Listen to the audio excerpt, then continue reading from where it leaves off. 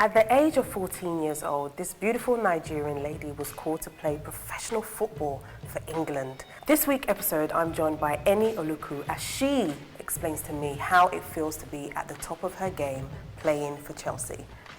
Thank you for joining me on the show. Oh, thank you for having me. It's great to be here.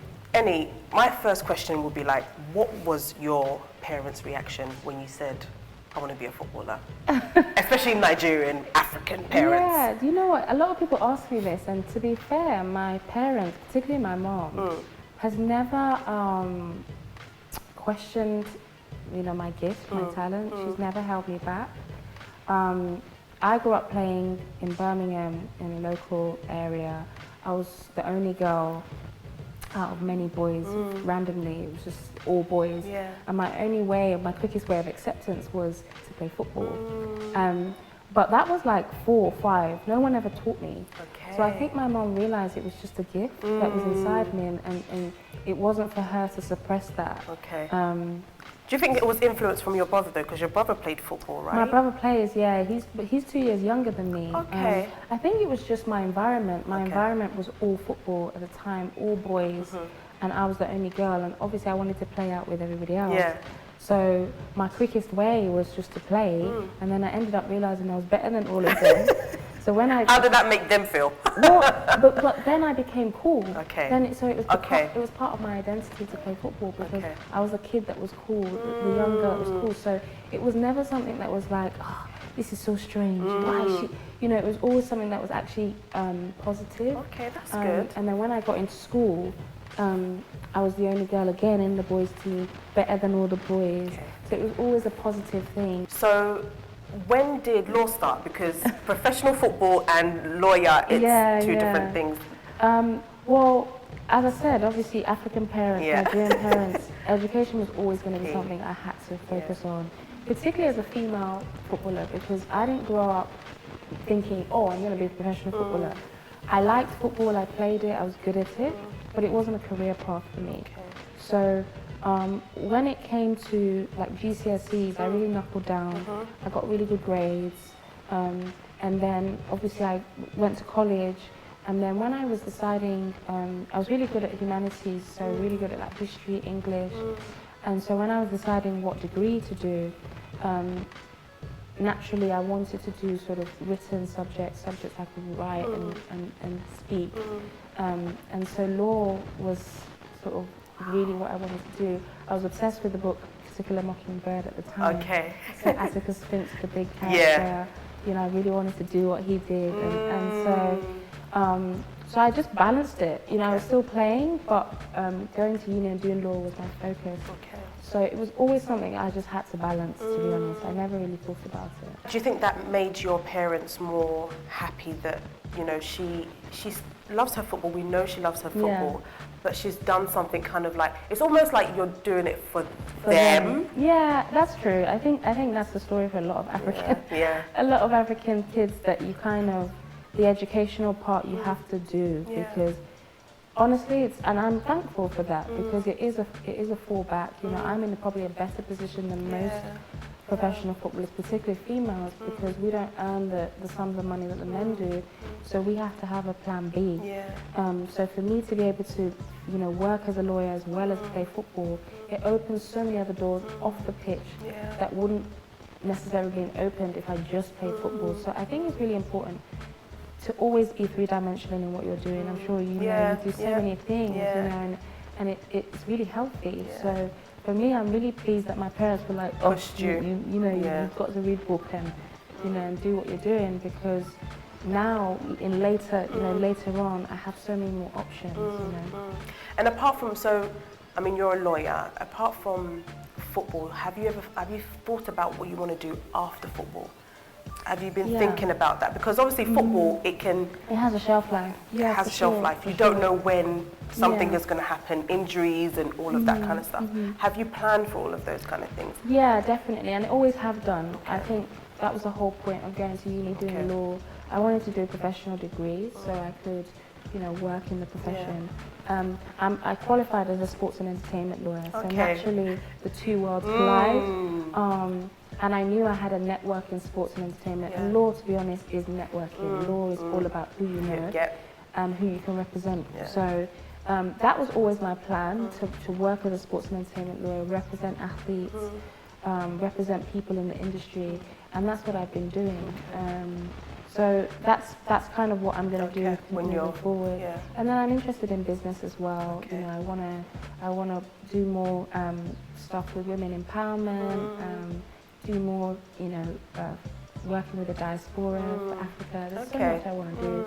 And again, it goes back to, you know, just always keeping your options open. You know, you talk about women empowerment, and has there been a time in your life where you thought that you needed more support from other women? Has there been a time where you felt like, because I think football, women in football is quite lonely. I think it's getting there at the moment. For sure. But there's been a lot of challenges, I'm sure, that you faced. Has there been a moment where you have felt that I'm so alone? Yeah, I think the road to success is lonely. Particularly, you know, my name's Eniola Aluko, and I play for England national team. That comes with its own challenges. Do you know what I mean? I never use it as an excuse, but it comes with challenges because I think particularly for black women back home, back in England, you know, you can get so far, but when you start to when you really start to rise, that's when you see a lot of opposition because people want to box you, people want to put you at a certain level. Don't try and exceed that level. That's been my story, and so yeah, it's been isolating at times, but I think sometimes the road less traveled is lonely. And I learned that pretty quickly, that it's okay to, you know, I've always had this kind of rule, if you like, of not having too many friends in football anyway. Have friends outside of the game that aren't competing, you know, on a level, so that it's, you know, you don't kind of have to rely on people in the game to help you. You can have a support network outside of it. What was the most exciting experience that you've had, like the most enjoyable, something that you've experienced that you're like, wow, this is when I met the Queen, that was a real moment for me. You know, I grew up on a council estate in Birmingham. You know, as I said, one girl out of many boys. I never ever thought that I would be meeting the Queen. And what was the meeting the Queen for? It was for her young leaders, Commonwealth Young Leaders network, and it was at Buckingham Palace, and she invited me to come and speak to the other young leaders from all the Commonwealth. Wow. And you know, I was sat there was David Beckham on the right. Oh wow. There was Jimmy Chu on the left. And I was just like, this is surreal. Like this is crazy. So that was a real moment for me. And just sort of some of my honours playing for England, reaching 100 caps was amazing. You know, because as I said, you know, there's a lot of glass ceilings, you know, for women generally, but particularly for black women. And so I think breaking through that and reaching something where you're part of history was really, really amazing. You know, the first African to do it as well. You know? So, you know, things like that really kind of, it makes me think, yeah, thank God. God, yeah, you continued, right? God did it for me. So what made you go to America? So after I finished my law degree, I was trying to figure out, okay, what's going to happen? Do I go full-time with law? Do I, you know, play professionally? And I got a call about 3 months before I finished my degree from America, and the Women's League was starting out there back in 2008. And I got a call, and it was the guy that owned Saint Louis, and he happened to be a lawyer as well. So he made his money through law and having loads of law firms. And he said to me, okay, come play for my team. I know you're a lawyer, so play for my team for 6 months of the season. And the other 6 months, work for my law firm. Okay. So I got 2 jobs in one. And again, it was another, like, you know, landed in my lap from God moment. So it kind of made my mind up for me. Do you know what I mean? I was able to play professionally in America. And still... then in the off season, work on, you know, to start developing as a lawyer. So it was a real godsend. And then obviously, I really enjoyed it in America, did really well, and stayed there for 3 years at different teams, and then came back for the Olympics because I was just traveling. So I was in America 2008 to 2012. Wow. And how was it getting the contract to play for Chelsea? Yeah, it was amazing. It was Chelsea at the time were a big name, but weren't really doing anything with their women's team. Yeah. So it was kind of, I wanted to be part of a big sort of club, but it wasn't actually a big club in reality. So it's been great to be part of that journey, to really grow as part of the team, really grow success, win trophies, you know. And after 5 years now at Chelsea, I think, you know, it's probably time to move on. But I've been part of a huge transition, you know, in terms of winning trophies and success from a club that wasn't really doing well to. And how was it like winning a trophy? Oh, it was, you know, as footballers, as athletes, you know, that is really what we work so hard for. You know, everybody says, oh, it's the taking part, but for me, it's about winning. You know, that's why you really, really work hard. That's why you eat well, you sleep well, you know, you train hard, you know, your legs are hurting. All those moments is really for you to win. So for me to you know, to have won the league, have won the FA Cup, you know, won a bronze medal with the national team, things like that, you know, you'll look at it in years to come and be like, oh, I was part of that, you know. So it's really, because some people never win. You know, and that's hard, you know, to not be able to have anything to show for. All the hard work that you put in. Exactly. Well, we're going to talk about the hard work and what goes into being a footballer after the commercial break. Stay tuned. Imperial Homes Ghana and Great Britain has carved a niche for itself within the real estate industry as the premier provider of luxury homes in Ghana and England, with a mission to provide safe, good value, modern housing and personalized estate management services to its clients and customers. All our homes meet the Lifetime Home Standard, as well as the highest standards of engineering excellence, safety, environmental sustainability, and cost efficiency. Imperial Homes, a signature of luxury. Guba Card welcomes you to the land of gold, Ghana. The Guba Card is a unique loyalty card which gives you the opportunity to enjoy discounts of up to 40% on goods and services. You enjoy discounts of the best of hotels, amazing restaurants, beauty lounges, spas, health centres, fashion houses and shopping centres in Ghana. The Guba Card can also be used as a prepaid Visa card with Access Bank, our partners, offering you conveniences on all payment platforms. Applications is safe, secure and valuable. Call us or WhatsApp us on 0245 156 705. Visit www.gubadiaspora.com. Guba Card, the best discount card in Ghana. With over 1.2 billion people, Africa is a large continent with a rapid economic growth, full of investment and business opportunities. It hosts numerous opportunities for entrepreneurs, businesses, and individuals. As Africa marches towards a better economic future, how do you become part of it? Who can you safely speak to? Where do you start? Think no further. Odana connects. We have identified the challenges people face in getting the right people and discovering the right opportunities in Africa. Odana Connects will be the platform where people and businesses seeking opportunities in Africa meet and connect like never before. Odana Connect. Join our waitlist for early access this summer at www.odanaconnect.com. Welcome back from that short commercial break. I'm still joined by the beautiful Eni. You know, she's really inspiring because she's been able to achieve a lot. But I want to find out from her what actually motivates you every single morning to do what you do. I think achievement motivates me, you know, being able to achieve what I never thought I would, being able to make my parents proud, and what we touched on earlier is, you know, being able to inspire people from all over the world, you know.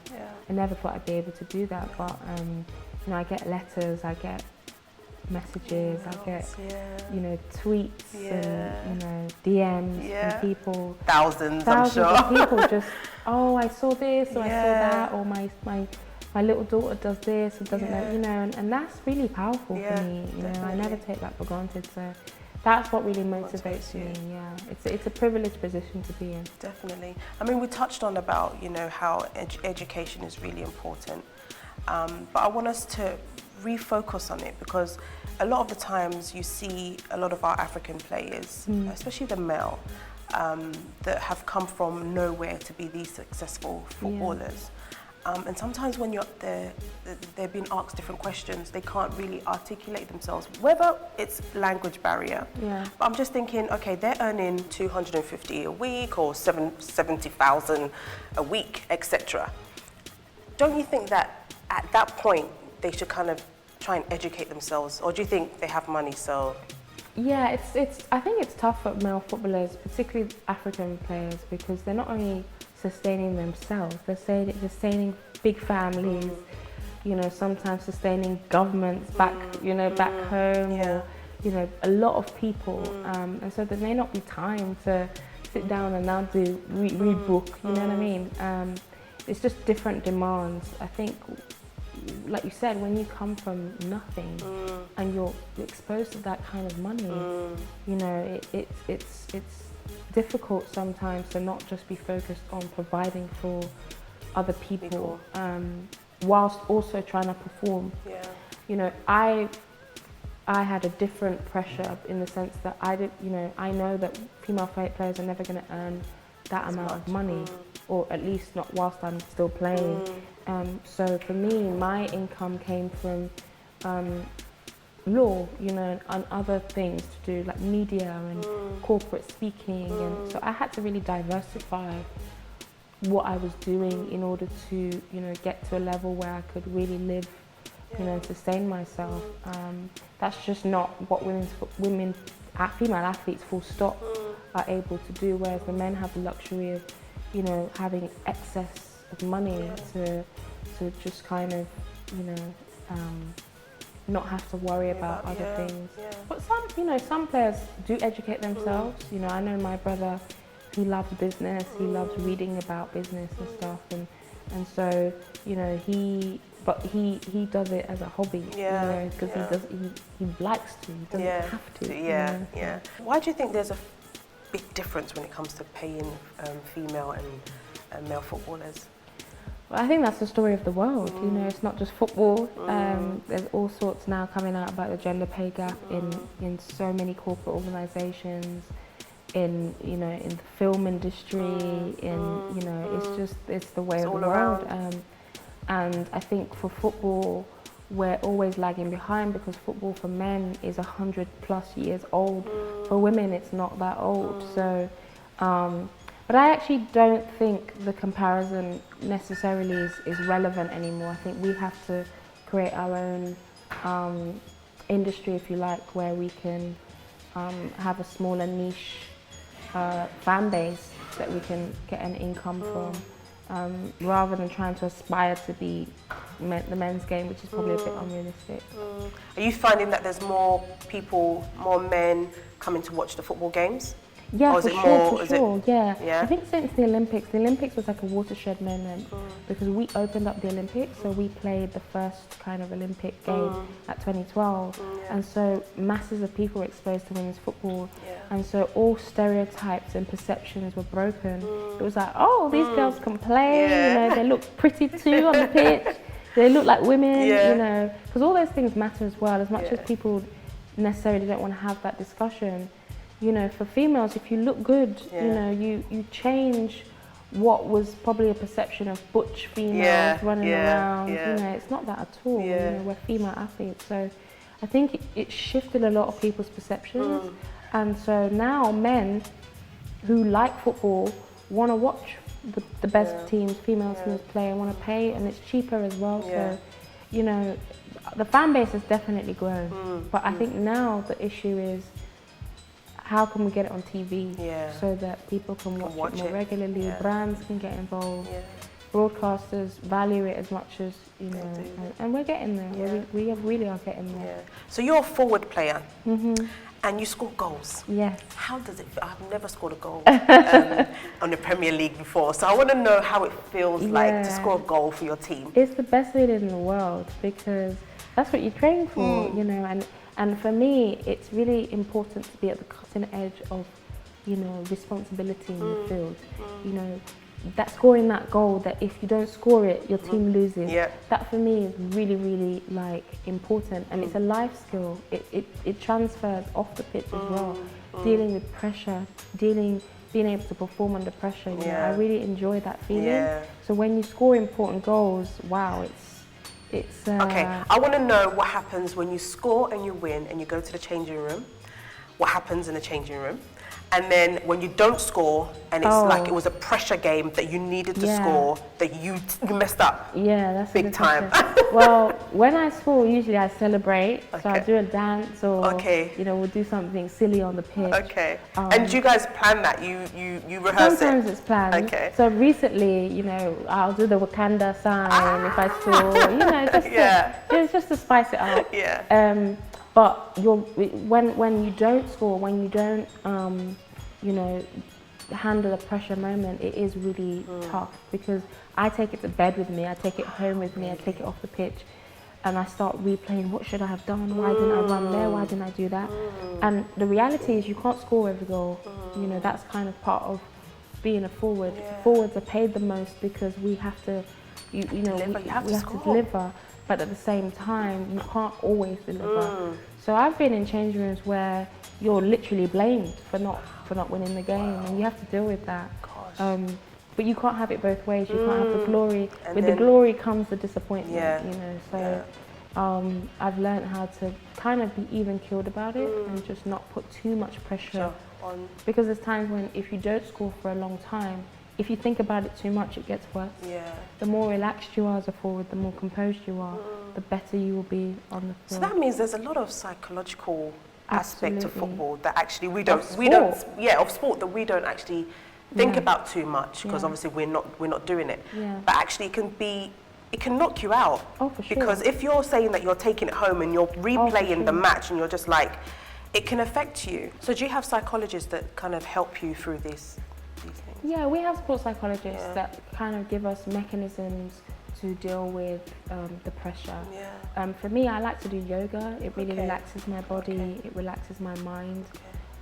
When I felt crippled by fear and crippled by nervousness, that's not good because you've already played the game before it's even played. And you can only control an action when you're doing it. So I've learned different mechanisms of how to deal with pressure. You know, for me, the first 5 minutes of a game is always really important for me. Your first touch, your first run, and once you do that well, everything else becomes normal. And those are like preset things that I do. My preparation for a game, what I eat. You know. And what do you eat? What do you do before a game? So my diet now is very much, I don't eat as much meat because I feel very heavy when I eat meat, so I eat a lot of fish. It's a lot protein based. I've cut out milk. You know, there's certain things that, you know, as an athlete you need to feel really light that I've cut out. So I've worked really, really closely with a nutritionist. And as I was saying, you know, psychology for me, I'm a strong Christian. I have a strong faith. So for me, it's knowing that the score or the result is already done, and having faith that just give your best and it's already done. You know, it's part of your destiny. So that for me has been important. And I think when I look at other players that necessarily don't have that mechanism, I see sometimes it cripples them. And you know, it's really important in life in general to have coping mechanisms when you're failing or you don't succeed, because ultimately you are going to have dips in life. What would you say to your younger self if you were, say, 21? What would you say to any at that age? I'd definitely say be ready for, be ready to understand that success is lonely. Not everyone's going to be for you. Sometimes the people for you are actually against you. Be ready to fail and understand that failure is part of success. All those things I've learned. And I think young people need to really understand that life is kind of a roller coaster, and it's not always going to go for you, and it's actually what you do in those moments that really define you. It's not really what you do when it's flying high, and, you know, it's actually how you respond to the adversity and having a small circle, you know, having people around you that really feed your energy positively. Do you have any favourite quotes? Do you have any, you know, you said you're a very strong Christian. Is there any, like, maybe paragraphs in the Bible that you really take on? I actually got a tattoo 2 years ago, and it's a Bible scripture. He who is within me is greater than he was in the world. And that's really something that I really is my go-to, because I think when you know, I feel as a child of God that, you know, God's got me, you know? He's got you. He's got me. And so whatever adversity I face, even if it's someone greater than me, I'm all right. You know, it's kind of that David v Goliath mentality, that, you know, no one thought David would win, but he won, you know? And so that's a big scripture for me. But also, someone always said to me, never let success get to your head or failure to your heart. So that idea that, you know, always stay humble whilst you're rising. But when you fail, don't let it cripple you too much, you know, because you can still rise. You know? So those are things that I always try and remember in my mind. Be humble. Work hard. Work hard. Those are the main things. Be ready for failure. Be ready for failure, and pick yourself up. Don't let failure get to you. And I'm so thankful for having Eni on the show. I hope you've enjoyed this episode. We will be back next week. Stay blessed.